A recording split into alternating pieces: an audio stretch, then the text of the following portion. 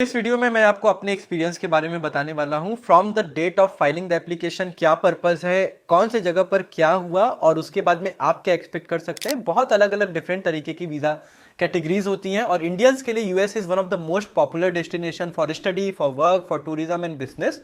हो ही क्यों ना, क्योंकि जितना ये सुनने में आसान लग रहा है, वीज़ा अप्लाई करने का प्रोसेस और वीज़ा मिलना उतना ही मुश्किल है।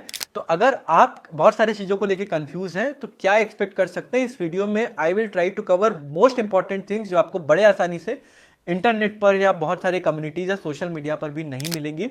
इस वीडियो में मैं अपने 3 महीने के रिसर्च को आपको बताने वाला हूं, तो मेक श्योर आप वीडियो को अंत तक देखें ताकि आप कोई भी इंपॉर्टेंट पॉइंट को मिस न कर दे। सारे इंपॉर्टेंट लिंक को मैं डिस्क्रिप्शन में भी डाल रहा हूं जिससे आपकी पूरी मदद हो सकेगी। तो मैं आपको अपना अनुभव बताता हूँ। मेरा जो ओएफसी था वो था हैदराबाद में और जो मेरा काउंसलर अपॉइंटमेंट था वो था मुंबई में।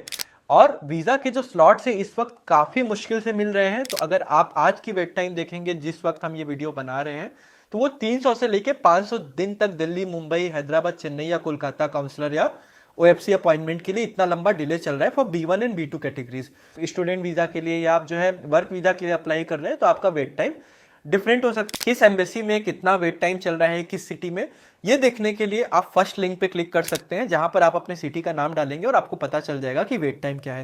अब जल्दी से बात करते हैं कि how do you start the application. तो यूएस वीज़ा के लिए जो सबसे पहला स्टेप होता है वो होता है आपको फॉर्म DS-160 भरना होता है यूएस स्टेट डिपार्टमेंट के वेबसाइट पर। तो आप सर्च कीजिए फॉर्म DS-160, उसका भी लिंक हमने डाल दिया है।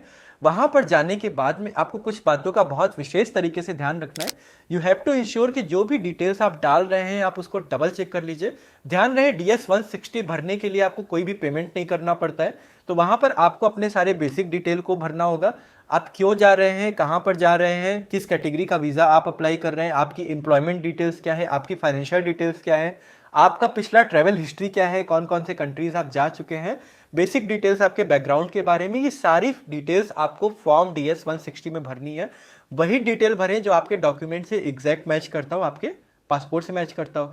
तो ये रहा पहला स्टेप जहां पर आपको फॉर्म DS-160 भर के सबमिट कर देना है। Now the second and most important step is you have to select the appointment. अब यूएस वीजा का जो अपॉइंटमेंट होता है वो 2 फेसेस में डिवाइड किया इन्होंने।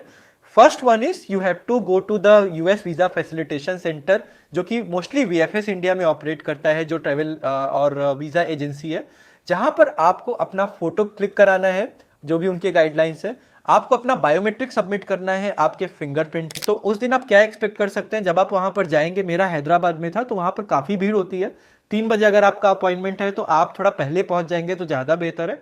वैसे अगर आप लेट हो रहे हैं तो भी कोई डरने की बात नहीं है, आप लाइन को ज्वाइन कर सकते हैं एज लॉन्ग एज वो वर्किंग आवर्स के अंदर है। ध्यान रहे कि आप मोबाइल फोन, किसी भी तरीके का इलेक्ट्रॉनिक गैजेट्स, किसी भी तरीके का स्मार्ट वॉच, स्मार्ट रिंग कुछ भी नहीं लेके जा सकते। तो मेक श्योर सिर्फ आप अपना डॉक्यूमेंट और पासपोर्ट लेकर जा रहे हैं पहले दिन जो आपका ओएफसी का अपॉइंटमेंट होगा। वहां पर आपसे डॉक्यूमेंट भी नहीं मांगा जाएगा, लेकिन सेफ साइड के लिए आप अपने पास में रखिए। आपको 2 चीज का एकदम ध्यान रखना है। आपको अपना पासपोर्ट ओरिजिनल लेकर जाना है और DS-160 का कंफर्मेशन पेज लेकर जाना है जो फॉर्म आपने भरा हुआ है। फोटो ले जाने की कोई जरूरत नहीं है। DS-160 और पासपोर्ट में आपका नाम, डेट ऑफ बर्थ और फॉर्म नंबर सब कुछ मैच होना चाहिए। अपॉइंटमेंट का आपको कंफर्मेशन पेज भी लेकर जाना है DS-160 के अलावा, जिससे वो चेक कर पाए कि आपका अपॉइंटमेंट यहाँ पर है कि नहीं है। इतना सारा डॉक्यूमेंट जब जैसे ही आप सिक्योरिटी पे दिखाएंगे तो एयरपोर्ट लेवल की सिक्योरिटी होती है, वो आपसे सारा डिटेल ले लेंगे और मैच करने के बाद में आपको अंदर जाने देंगे, जहां पर एक बार आपकी फिर से स्क्रीनिंग होगी। फिर आप एक काउंटर पर जाएंगे जहां पर आपको एक टोकन नंबर मिल जाएगा अपॉइंटमेंट के लिए। वो बारकोड को आपको अपने पास में रखना है। जैसे ही आप वहां पर लाइन में लगेंगे, क्योंकि डिपेंड करता है कि आप कौन से शहर में जा रहे हैं, यूजुअली लाइन बहुत लंबी होती है, तो आप कम से कम 3 से 4 घंटे का मार्जिन रख कर चलिए पहले दिन के अपॉइंटमेंट के लिए। वीएफएस में स्टाफ होगा, वो आपसे पूछेगा आप क्यों जा रहे हैं, आपका नाम क्या है और मे बी आपके फादर, मदर या हस्बैंड वाइफ का नेम क्या है। बहुत ज्यादा डिटेल आपसे नहीं पूछेंगे। फोटो खींचने के बाद में, बायोमेट्रिक करने के बाद में उस दिन आपका काम खत्म हो गया है। आपके पासपोर्ट पर वो एक स्टिकर लगाएंगे और मेक श्योर कि वो स्टिकर आपके पासपोर्ट पे लगा है और आपके DS-160 पे एक स्टाम्प भी लगाएंगे कंफर्मेशन पेज पे, जो कि लगभग ऐसा दिखेगा। अगर मैं आपको अपना दिखाऊं तो मेरे में आपको यहाँ पर दिख सकता है। आपको बहुत संभाल के रखना है, आपके पासपोर्ट का जो स्टिकर है खराब ना होने पाए और ये DS-160 में जो स्टाम्प लगा है ये खराब नहीं होना चाहिए। This is very very important point जिससे आपको ध्यान से सुनने की जरूरत है। तो उस दिन आपको अपने सारे डॉक्यूमेंट अपने साथ लेकर जाने हैं। एज यूजुअल सिक्योरिटी बहुत ही टाइट होगी, तो इलेक्ट्रॉनिक्स, स्मार्टफोन, कोई भी मेटल के फालतू ऑब्जेक्ट्स आपको नहीं रखने अपने साथ। आपको अपना पासपोर्ट और डॉक्यूमेंट रखना है। क्या क्या डॉक्यूमेंट रखना है और मैंने क्या क्या डॉक्यूमेंट लगाया मैं आपको बताता हूँ। तो सबसे पहले जब आप अंदर जाएंगे तो आपकी पूरी सिक्योरिटी स्क्रीनिंग हो जाएगी कि मैं बिजनेस के लिए जा रहा हूँ यूएस में एक कॉन्फ्रेंस अटेंड करने के लिए, और बहुत सारी मीटिंग्स होगी मेरे स्टार्टअप के लिए। तो यहाँ पर मेरे डॉक्यूमेंटेशन अलग है। अगर आप सैलरीड एम्प्लॉई हैं तो आपके केस में आपको सैलरी स्लिप लगाना पड़ेगा और लीव सैंक्शन लेटर लगाना पड़ेगा, आइटनरी वगैरह बनानी पड़ेगी। तो the first document that you have to take obviously DS-160 का कंफर्मेशन लेटर आपको रखना है। इसके बाद में अपॉइंटमेंट का कंफर्मेशन लेटर रखना है, जहां पर आपका काउंसलर का अपॉइंटमेंट का डेट और टाइम दिखना चाहिए, बार कोड दिखना चाहिए। जो अपॉइंटमेंट के कंफर्मेशन में DS-160 का फॉर्म नंबर है और जो DS-160 का फॉर्म नंबर है दोनों मैच होना चाहिए। ऐसा नहीं होगा कि आपका DS-160 पुराना है और अपॉइंटमेंट का जो कंफर्मेशन नंबर है वो नया है, आपको रिजेक्ट कर दिया जाएगा इस केस में। इसके बाद में अगर हम बात करते हैं तो हमारे पास में कवर लेटर है, जो कि आपको इनवाइट का अगर जो भी लेटर आया हुआ है या आपको कोई स्पॉन्सर कर रहा है तो उसका प्रिंट आउट ले जाना मत भूलिए। So we have our cover letter, जहां पर हमने एक डिटेल्ड आइटनरी बना के रखी हुई है। ये आपको वीज़ा ऑफिसर को एड्रेस करते हुए लिखना है कि मैं न्यूयॉर्क जा रहा हूँ, फिर उसके बाद मैं सैन फ्रांसिस्को जाऊँगा, फिर उसके बाद में वहाँ पर मैं क्या क्या करूँगा, फिर वहाँ से मेरे को कहाँ पर जाना है, फिर वापस कब आऊँगा। ये सारी क्लैरिटी आपके दिमाग में भी होनी चाहिए और आपके लेटर पर भी होना चाहिए, जिसको आपको साइन करके सील करके रखना है। तो ये मेरे कंपनी के लेटर हेड पर है और ये मेरा इनवाइट का टिकट है। You have sufficient funds to cover for your trip. तो अगर आप खुद से जा रहे हैं, खुद को स्पॉन्सर कर रहे हैं, सेल्फ स्पॉन्सर ट्रिप है आपकी, तो ये मेरा पूरा म्यूचुअल फंड और स्टॉक होल्डिंग का नेटवर्थ स्टेटमेंट है। तो 5 पेज में आपके पास कितना म्यूचुअल फंड है, कितना स्टॉक्स है, कितनी इक्विटी होल्डिंग है, कितना FD वगैरह है, एक नेटवर्थ का भी आपको डॉक्यूमेंट लेकर जाना है। अगर आपके बैंक में आपको लग रहा है कि उनको दिखाने की जरूरत पड़ सकती है कि you are financially well off और capable of sponsoring your trip. Now we also have our company का बैंक अकाउंट स्टेटमेंट। तो I am self employed, I have my own startup. तो ये मेरी कंपनी का स्टेटमेंट है, पिछले 6 महीने का स्टेटमेंट आपको लेकर जाना है, जिसमें आपको सारे ट्रांजेक्शन दिखेंगे कि क्या है आपके बैंक में, आपके पास स्टेबल इनकम है कि नहीं। इसके अलावा आपको पर्सनल बैंक अकाउंट का स्टेटमेंट भी लेकर जाना है, जहां पर आपके पर्सनल बैंक में कितने पैसे हैं। एक आमतौर पर आप ये मान सकते हैं कि आपको 5 से 8 लाख रुपए आपके बैंक में मिनिमम मेंटेन करके चलना है पिछले 6 मंथ में। आप एक दिन में नहीं डाल सकते हैं। ऐसा नहीं होना चाहिए कि वीज़ा इंटरव्यू के जस्ट 3 दिन पहले डाल दिया। वीज़ा ऑफिसर्स को सब पता होता है, आप उनको पागल नहीं बना सकते। तो मेक श्योर आपके सेविंग्स अकाउंट में सफिशिएंट सेविंग्स दिखनी चाहिए। और अगर आप सेल्फ एम्प्लॉयड हो तो आपके कंपनी के बैंक अकाउंट का स्टेटमेंट भी लगेगा। इसके अलावा सेविंग्स अकाउंट स्टेटमेंट के बाद में क्रेडिट कार्ड का स्टेटमेंट भी मैंने अटैच किया हुआ है यहाँ पर अपने 2 क्रेडिट कार्ड का, बिकॉज यूएस में क्रेडिट कार्ड बहुत पॉपुलर है।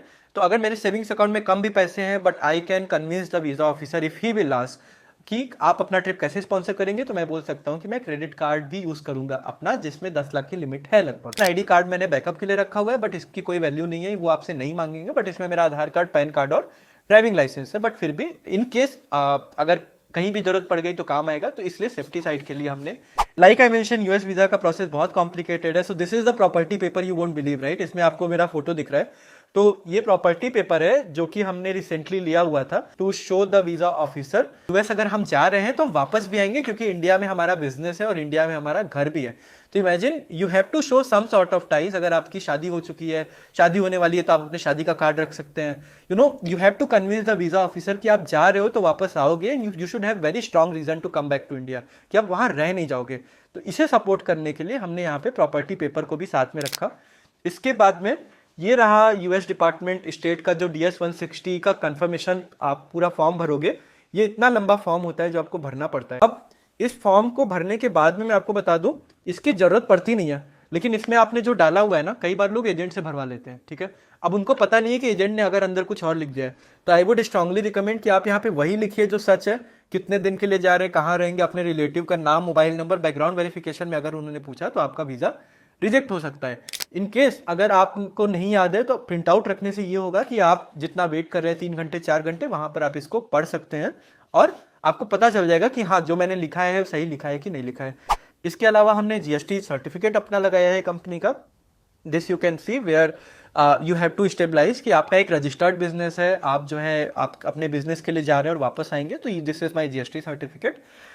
सो overall these are the number of documents. थोड़ा सा ओवरवेमिंग आपको जरूर लग रहा होगा ये सुनने में और देखने में, but let me tell you, अगर आप प्रिपेयर्ड नहीं रहेंगे, अगर आपको नहीं पता है आप क्या करने जा रहे हैं, तो फॉर श्योर आप रिजेक्ट होंगे। अब आते हैं वीडियो के एक बहुत इंपॉर्टेंट पॉइंट पे।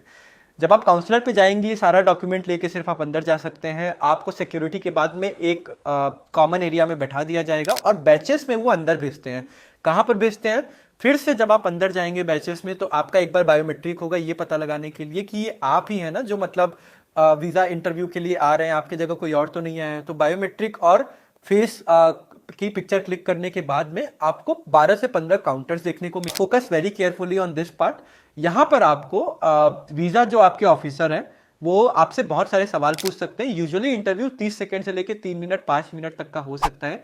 क्या क्या सवाल पूछेंगे, क्या क्या आपको जवाब देना है, मैं आपको अपना अनुभव बताता हूं। तो वो सबसे पहले आपसे पूछेंगे what is your purpose of visit to the United States, आप क्यों जा रहे हैं। अगर आप कॉन्फ्रेंस के लिए जा रहे हैं, बिजनेस के लिए जा रहे हैं, तो आपको वो बताना है। अगर आप स्टूडेंट हैं, कॉलेज के लिए जा रहे हैं, तो वो डॉक्यूमेंट आपको देना है। अगर आप ट्रैवल या टूरिज्म के लिए जा रहे हैं, तो आपको वो कारण बताना है। अगर आप पेरेंट हैं, अपने बच्चों से मिलने के लिए जा रहे हैं, तो आपको वो रीजन बताना है। उसके बाद वो आपसे पूछेंगे how long you'll be staying in the United states. तो अगर आप 2 वीक्स के लिए जा रहे हैं, यू कैन से मैं 2 वीक्स के लिए जा रहा हूँ, 1 मंथ के लिए जा रहा हूँ, 2 मंथ्स के लिए जा रहा हूँ।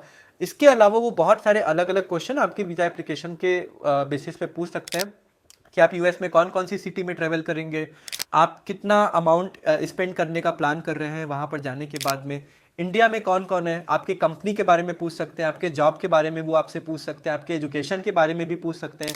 तो मेरे केसेस में क्रॉस क्वेश्चनिंग 2 से 3 मिनट की थी, जहाँ पर उन्होंने मुझसे पूछा कि मैं यूएस क्यों जा रहा हूँ, मैं कितने दिनों के लिए जाऊँगा, do I know someone in the US. तो मेरा आंसर उस पर था नहीं, मैं किसी को नहीं जानता हूँ। फिर उन्होंने मुझसे पूछा था कि how much are you planning to spend in the US. तो मैंने उनको एक आइडिया दी कि I will be planning to spend around 6,000 to 8,000 US dollars during my trip for 2 weeks.